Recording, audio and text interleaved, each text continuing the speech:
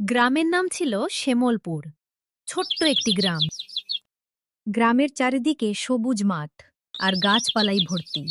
সেই গ্রামে এক গরিব কৃষক বাস করত, নাম রমেশ। একদিন সকালে দিন দিন সংসার চালানো কত কঠিন হয়ে যাচ্ছে। একটা ছাগল থাকলে অন্তত দুধ পেতাম।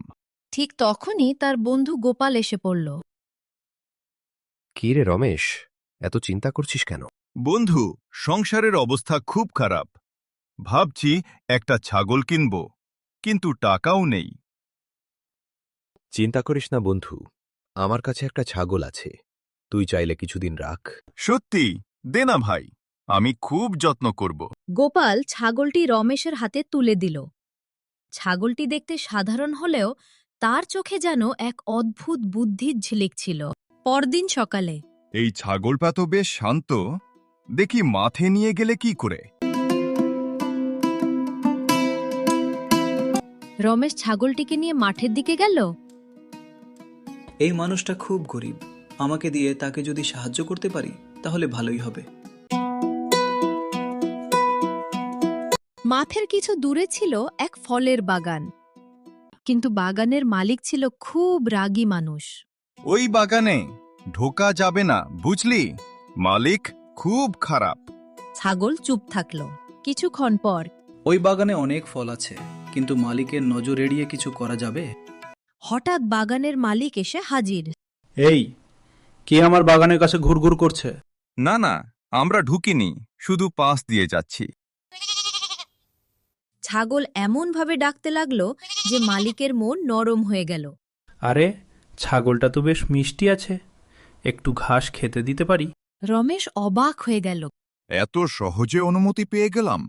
ছাগল ঘাস খেতে খেতে চারপাশে নজর রাখছিল। সন্ধ্যায় বাড়ি ফিরে আজ তো ভালোই হলো। সত্যি, তুই আমার ভাগ্য এনে দিয়েছিস। পরের দিন আবার মাঠে। হঠাৎ এক নেকড়ে এসে পড়ল। এই ছাগলটা তো বেশ মোটা, আজকের খাবার পায়ে গেলাম। ওরে বাবা, এখন কি করি? ছাগল কিন্তু ভয় পেল না। দেখো ভাই নেকড়ে, আমাকে খেলে তোমারই ক্ষতি। ক্ষতি? ছাগল খেলে আবার ক্ষতি হয় নাকি? হ্যাঁ, আমি এই গ্রামের বিশেষ ছাগল।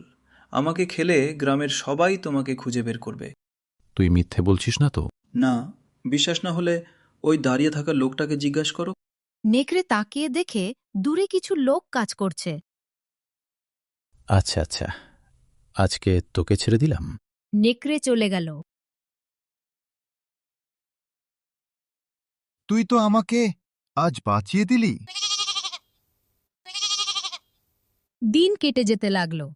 ছাগলের কারণে রমেশের ভাগ্য বদলাতে লাগল।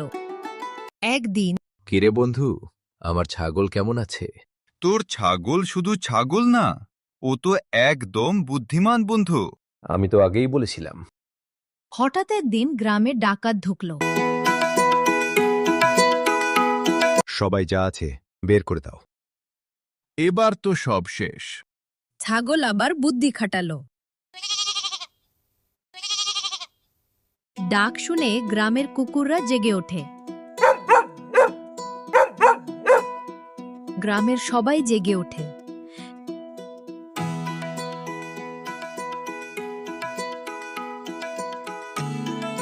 ওরে বাবা, সবাই জেগে গেছে, পালাও। ডাকাতরা পালিয়ে গেল।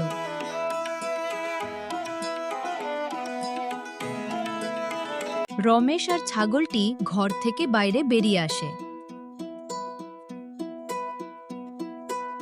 এই ছাগলটা আজ আমাদের বাঁচিয়ে দিয়েছে। পরের দিন গ্রামের প্রধান রমেশকে ডেকে পাঠালেন। তোমার ছাগল গ্রামের অনেক উপকার করেছে, আমরা তোমাকে পুরস্কার দিব। ধন্যবাদ, এই ছাগলটাই আমার সব। আমি শুধু আমার কাজটাই করেছি। ভালো কাজ করলে তার ফল একদিন ঠিক পাওয়া যায়। বুদ্ধি আর সাহস থাকলে বড় বিপদ থেকেও রক্ষা পাওয়া যায়। ছোট হলেও কেউ অবহেলার নয়।